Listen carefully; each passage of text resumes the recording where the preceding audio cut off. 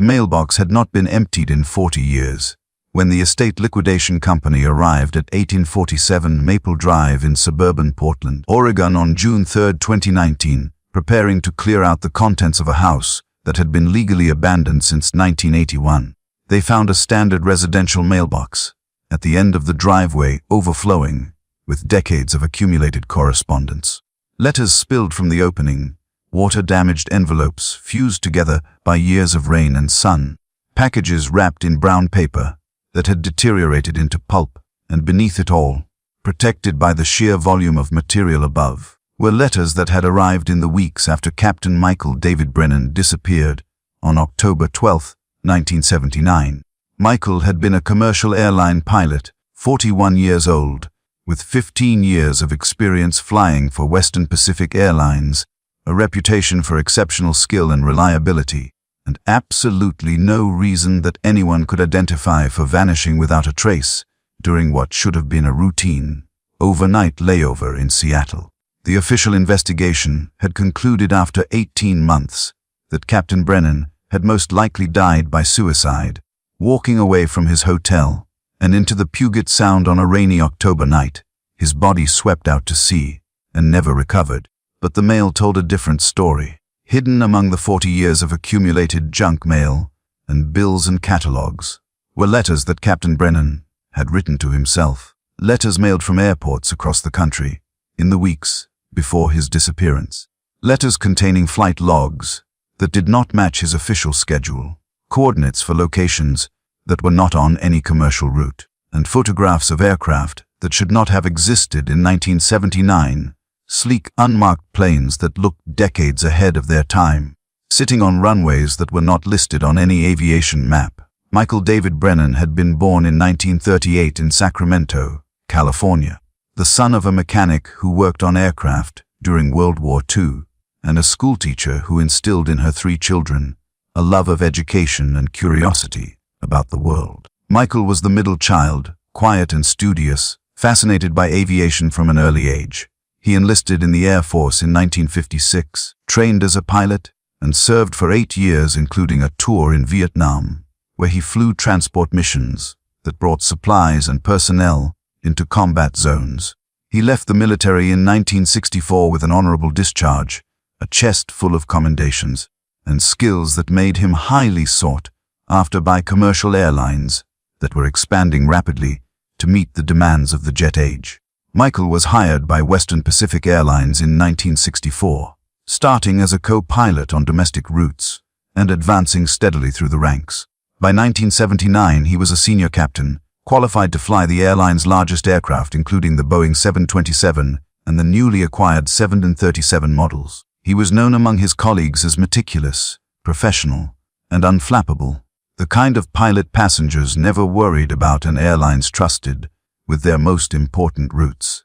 Michael lived alone in the house on Maple Drive, a modest 3-bedroom ranch he had purchased in 1970. He had been married briefly in his 20s, a relationship that ended in divorce with no children, and he had remained single afterward, dating occasionally but never remarrying.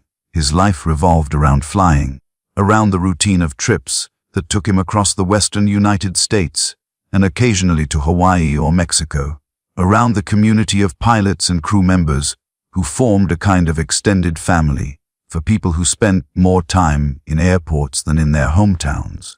Michael's neighbors on Maple Drive remembered him as pleasant but private, someone who kept his lawn maintained and his house neat, who would wave hello but rarely stop to chat, who seemed content with his solitary existence. His younger sister, Patricia, who lived in San Diego with her husband and 2 children, spoke to Michael by phone every few weeks and visited occasionally, though she would later admit to investigators that she knew very little about her brother's personal life beyond his work. Michael's friends were other pilots, men and women he had flown with for years, who knew his professional habits intimately, but who also acknowledged that Michael kept certain parts of his life compartmentalized, that there were things he did not discuss even with people he trusted. In the months before his disappearance, several people noticed changes in Michael's behavior.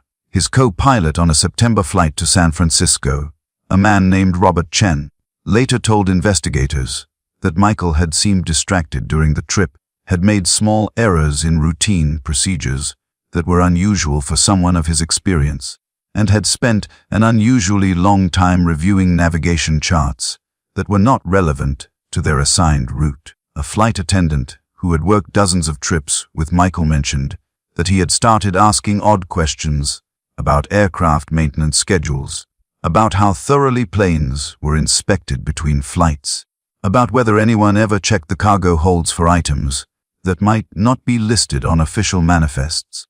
Michael's sister Patricia received a phone call from him in late September 1979 in which he had sounded tired and troubled, telling her that he was dealing with something complicated at work, something he could not discuss, but that he wanted her to know he loved her, and that if anything ever happened to him, she should not believe everything she was told about the circumstances. Patricia had pressed him for details, worried that her brother was having health problems or was in some kind of danger, but Michael had deflected her questions, promising to explain everything when he saw her at Thanksgiving. That conversation haunted Patricia for the rest of her life. The last time she heard her brother's voice, the last chance she had to maybe change whatever was about to happen, though she would never know if anything she could have said would have made a difference. October 12, 1979 began as a routine day for Captain Michael Brennan. He was scheduled to pilot Western Pacific Flight 447 from Portland to Seattle, a short hop that was part of a larger rotation that would take him to Seattle for an overnight layover before continuing to Anchorage the following day. Michael arrived at Portland International Airport at 1 p.m., 3 hours before his scheduled 4 p.m. departure.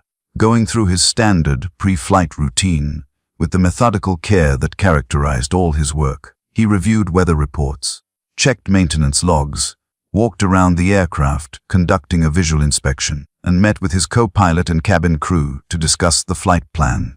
Flight 447 departed Portland on time, carrying 148 passengers and a crew of 7. The flight was uneventful, a smooth 50-minute journey through clear October skies. Michael's radio communications with air traffic control were professional and routine. The landing at Seattle-Tacoma International Airport at 4:50 p.m. was smooth. Passengers deplaned, crew members collected their belongings, and Michael completed the post-flight paperwork that documented fuel consumption, any maintenance issues observed, and his assessment that the aircraft was ready for its next scheduled flight. Michael checked into the airport Hilton at 6:15 p.m., a hotel that Western Pacific used regularly for crew layovers. He was assigned room 847, a standard accommodation with a view of the airport runways. The front desk clerk who checked him remembered Michael as polite but quiet, mentioning that he planned to get dinner and then rest before his early morning flight. Michael was seen in the hotel restaurant at 7 p.m., eating alone, reading a newspaper, appearing to anyone who noticed him as just another airline pilot killing time during a layover. At 8:30 p.m., Michael returned to his room. The hotel's keycard system logged his entry. At 9:15 p.m., Michael made a phone call from his room to a number in Portland that investigators would later determine belonged to a pay phone at a bus station. The call lasted 3 minutes. At 10:40 p.m., Michael's keycard was used to exit his room. Security camera footage from the hotel hallway showed Michael leaving, wearing casual clothes, a jacket, carrying a small shoulder bag. He walked to the elevator, descended to the lobby, and exited through the front doors into the rainy Seattle night. That was the last confirmed sighting of Captain Michael David Brennan. When Michael failed to report for his 6 a.m. flight to Anchorage on October 13th, when phone calls to his room went unanswered, when hotel staff used a master key to check and found the room empty with Michael's luggage still present, but his wallet and identification gone, Western Pacific Airlines notified authorities and began the process of trying to understand what had happened to one of their most reliable pilots. Seattle police responded, interviewed hotel staff, reviewed security footage, and quickly determined that Michael had left the hotel voluntarily around 10:40 p.m. on October 12th and had not returned. But where he had gone, why he had left, and what had happened to him after he walked out of the camera's view remained complete mysteries. The investigation expanded rapidly. Michael's family was contacted. His house in Portland was searched, revealing nothing unusual except that Michael's personal papers were meticulously organized, his bills paid current, his affairs in order in a way that suggested either a man who was simply very organized or a man who had been preparing for something. His bank accounts showed no unusual activity, no large withdrawals, no indication he had been planning to disappear. His car was still parked at Portland International Airport, where he had left it. Credit cards in his name showed no charges after October 12th. There were no signs of foul play, no evidence of struggle, no witnesses who had seen anything suspicious.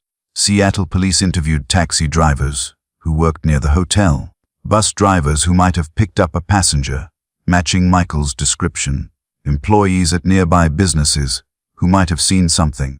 No one remembered seeing Michael after he left the hotel. The weather that night had been rainy and cold, typical October conditions in Seattle, with visibility reduced and few people out walking. Michael could have walked in any direction, could have taken public transit to anywhere in the city, could have met someone who picked him up in a vehicle. Without additional evidence, the search reached dead ends in every direction.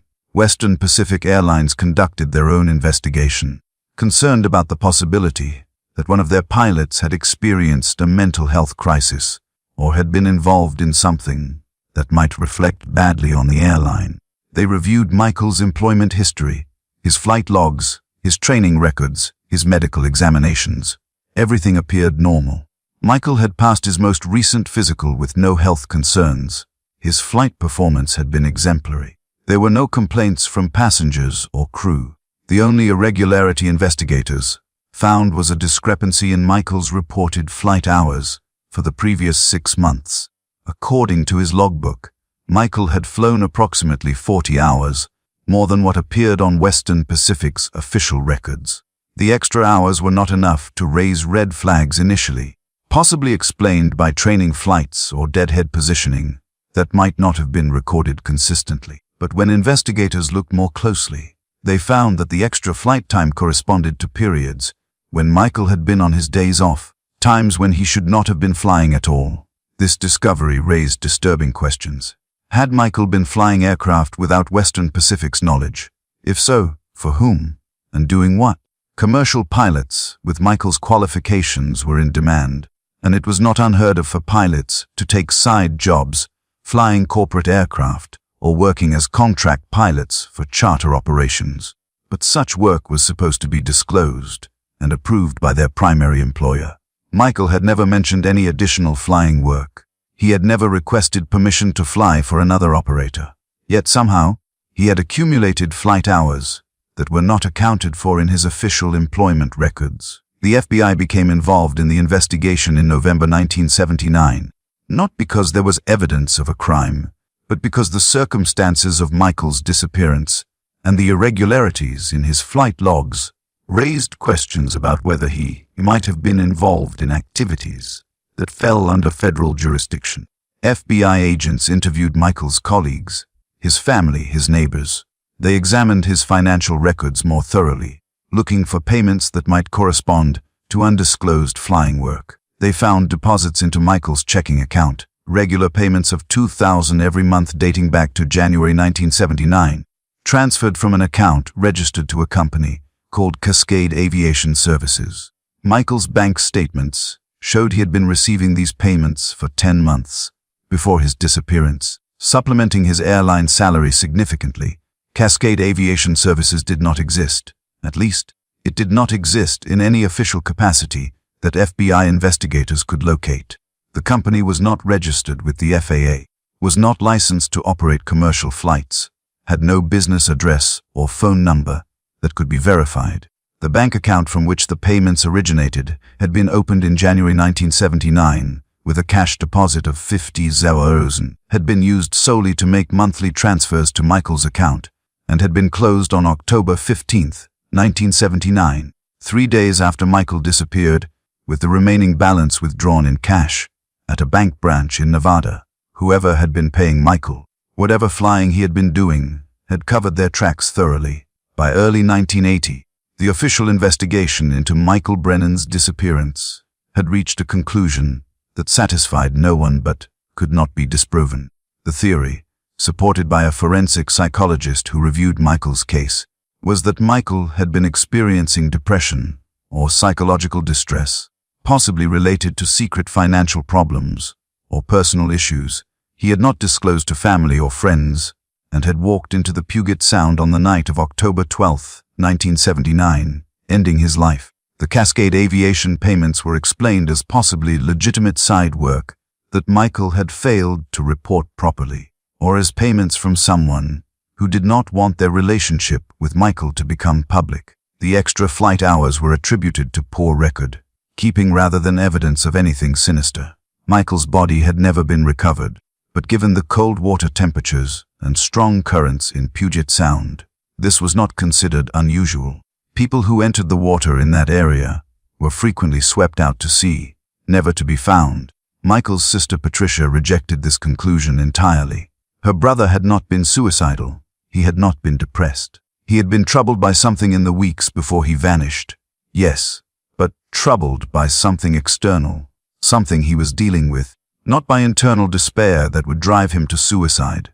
But Patricia had no evidence to support her conviction that something else had happened, no alternative theory that explained where Michael had gone or what had become of him. The case was officially closed in March 1981, and Michael David Brennan was declared legally dead, his estate settled, his house on Maple Drive transferred to Patricia's ownership. Patricia could not bring herself to sell the house, or even to empty it of Michael's belongings. She paid the property taxes, maintained the utilities at minimum levels to prevent pipes from freezing, and visited once or twice a year to check that the house remained secure. But she could not make herself go through her brother's possessions, could not face the task of sorting through his clothes and books and photographs, deciding what to keep and what to discard. The house remained frozen in time, Michael's belongings undisturbed, his mail continuing to be delivered to the mailbox at the end of the driveway where it accumulated year because Patricia had never thought to file a change of address or put a hold on the delivery. Patricia died in 2017 at the age of 74, having spent 38 years not knowing what happened to her brother, carrying the weight of that final phone call when Michael had told her something was wrong, and she had not pressed hard enough to learn what it was. The house on Maple Drive passed through estate proceedings to Patricia's 2 children, Michael's niece and nephew, who had never known their uncle and felt no particular attachment to a house in Portland that required maintenance and taxes. They hired an estate liquidation company to clear out the property and prepare it for sale. The liquidation company had dealt with hundreds of estate clean-outs, had seen decades of accumulated belongings left behind by people who had died or moved to nursing homes, but the sheer volume of mail at 847 Maple Drive was unusual. The crew chief, a woman named Jennifer Martinez, initially assumed the mail would all be junk, decades of catalogs and credit card offers that could be disposed of without review. But when her team began sorting through the accumulated correspondence, when they started finding letters addressed to Michael Brennan that bore postmarks from 1979, from the weeks immediately after his disappearance, Jennifer realized this was something that required careful attention. The letters from 1979 were wedged near the bottom of the mailbox, protected from weather by the layers of mail that had accumulated above them. Many were in remarkable condition, their envelopes intact, their contents preserved. Jennifer collected these letters carefully and contacted Patricia's children, Michael's niece and nephew, to ask what should be done with correspondence their uncle had never received. The family requested that everything be boxed and sent to them for review, wanting to respect their grandmother Patricia's memory by treating Michael's belongings with care, even if they had no personal connection to him. It was Michael's nephew, David, who opened the letters and discovered what they contained. David was 42 years old in 2019, a software engineer in San Francisco who had grown up hearing stories about the uncle who vanished, who had always been curious about the mystery, but had never had access to information beyond what his mother had told him. Opening letters that his uncle had never seen, reading words that had been waiting 40 years to be read, David found himself pulled into a mystery that was far stranger than a simple disappearance. The first letter David opened was postmarked October 8, 1979, mailed from Denver International Airport, addressed to Michael at his Portland home. Inside was a single sheet of paper covered in Michael's handwriting, a letter he had apparently written to himself. The letter read, "If you are reading this, then I made it home, and I was overthinking everything. But if I did not make it home, if something happened, then you need to know about the flights. The coordinates are in the notebook. The photographs are in the deposit box. Do not trust anyone from Cascade. They are not what they claim. Tell Patricia I love her. I am sorry I could not explain before it was too late." David sat in his San Francisco apartment, holding this letter written 40 years ago by an uncle he had never met, and felt chills run down his spine. He opened the next letter, postmarked October 11, 1979, from Seattle. This one contained coordinates, strings of numbers that David recognized as latitude and longitude, along with dates and times. 6 sets of coordinates, 6 dates between March and September 1979, 6 times listed in military format. Beneath the coordinates, Michael had written cargo flights, unmarked aircraft, no manifests, passengers who were not passengers. They told me it was CIA, but I do not believe them anymore. David opened every letter from 1979, working through them in chronological order based on postmarks.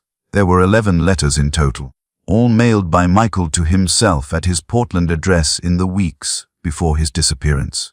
Each letter contained fragments of information, pieces of a puzzle that Michael had apparently been assembling, documenting, sending home for safekeeping in case something happened to him. The letters described flights that were not on his official Western Pacific schedule, flights he had been recruited to pilot by a company called Cascade Aviation Services that claimed to be doing classified work for U.S. intelligence agencies. The flights had begun in January 1979. Michael had been contacted by a man named James Harrison, who said he represented a government contractor that needed experienced pilots for sensitive transportation missions. Flights that could not be documented through normal channels, flights that paid extremely well and required absolute discretion.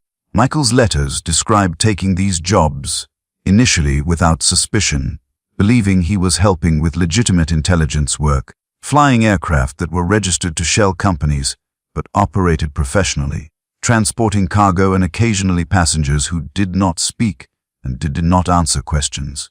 But over months, Michael had begun to notice things that troubled him. The aircraft he flew were too advanced for 1979, equipped with avionics and systems that were not available on civilian or military planes of that era. The destinations were not military bases or known intelligence facilities, but private airstrips in remote locations. The cargo, when he caught glimpses of it during loading, included crates marked with symbols. He did not recognize an equipment that looked more industrial than military. In a letter dated September 23, 1979, Michael wrote, "I followed the cargo from the flight last week. I was not supposed to, but I needed to know. It went to a warehouse outside of Reno. I watched from a distance. The equipment was moved into trucks marked as mining company vehicles. This is not intelligence work. This is something else. I am going to stop flying for Cascade. I am going to tell them I know this is not what they claimed. I do not know what they will do. I do not know if I can just walk away. If I disappear, if something happens, these letters will tell you what I was involved in. Find the photographs. They will prove everything." David stopped reading and called his sister, Michael's niece, a woman named Sarah who was a journalist in Los Angeles. Sarah drove to San Francisco that night, and together, the siblings went through the rest of the letters, piecing together their uncle's final weeks. The letters painted a picture of a man who had realized he was involved in something illegal or dangerous, who had been collecting evidence, who had been planning to go to authorities, but had needed time to compile enough proof that his claims would be taken seriously. The final letter, postmarked October 12, 1979, from Seattle, the day Michael disappeared, was brief. "Meeting Harrison tonight. He knows I have questions. I have copies of everything in a safe deposit box at First National Bank in Portland, box 447. The key is taped under the false bottom in my desk drawer. If I do not come home, the photographs will explain what Cascade was really doing. David and Sarah drove to Portland the next day, going to the house on Maple Drive that their grandmother had maintained for 38 years. They found the desk in Michael's home office, found the false bottom drawer that no one had discovered during the original investigation, found the small key taped exactly where Michael's letter said it would be. First National Bank still existed, though it had been acquired and renamed twice since 1979. David and Sarah presented the key and their legal authority as Michael's closest surviving relatives, and after discussions with bank management and legal teams, they were granted access to safe deposit box 447, which had been sitting unopened and unaccessed since October 1979. Its rental fees automatically paid from a small account Michael had set up for that specific purpose. Inside the box were photographs, hundreds of them, documenting everything Michael had written about in his letters. Photographs of aircraft that looked like nothing else flying in 1979, sleek unmarked planes with configurations that seemed decades ahead of their time. Photographs of airstrips in remote locations, some of which David and Sarah would later identify using satellite imagery as private facilities in Nevada, Arizona, and New Mexico. Photographs of cargo being loaded and unloaded, crates marked with symbols that neither David nor Sarah recognized. And most disturbingly, photographs of people, men and women standing beside aircraft or near hangars, faces clear enough to identify, dressed in civilian clothes, but organized in ways that suggested military or paramilitary structure. David and Sarah took the photographs to the FBI, presenting them along with Michael's letters, explaining that their uncle had disappeared in 1979 while apparently involved in aviation activities that he believed were illegal. The FBI agents who reviewed the materials recognized immediately that this was something that required specialized attention.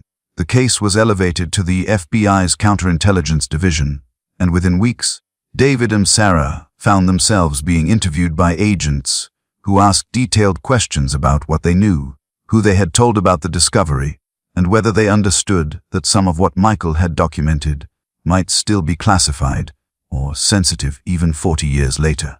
The investigation that followed was conducted largely outside public view.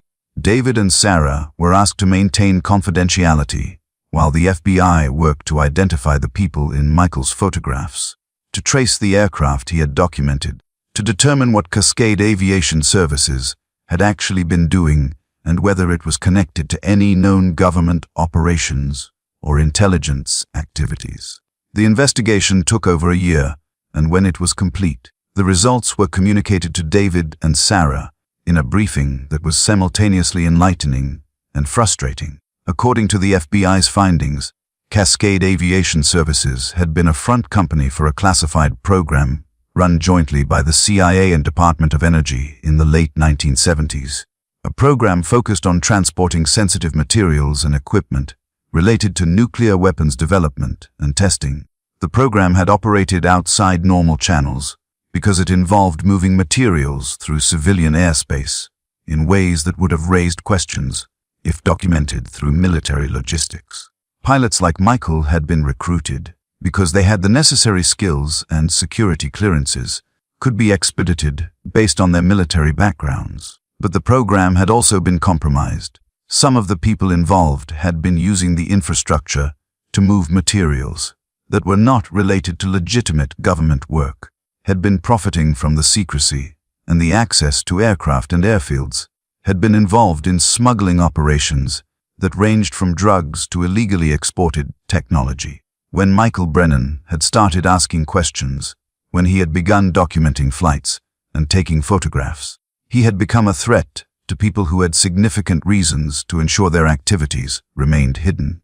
The FBI believed, based on their investigation and the evidence Michael had collected, that Michael had been killed on October 12, 1979, most likely by people associated with the illegal aspects of the Cascade program, who could not risk him exposing their operations.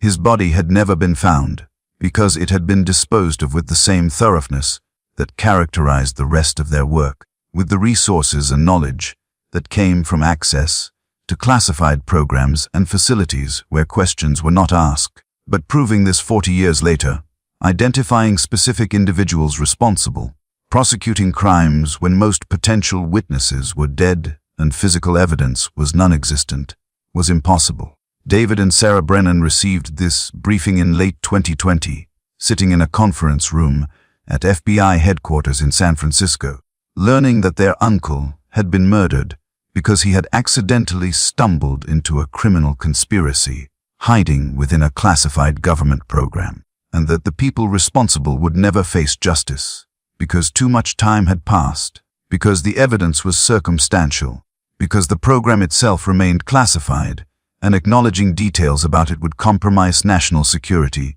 even 4 decades later. The FBI did confirm one final detail. James Harrison, the man who had recruited Michael to fly for Cascade, had died in 1998 in a car accident in Nevada, but his real name was not James Harrison.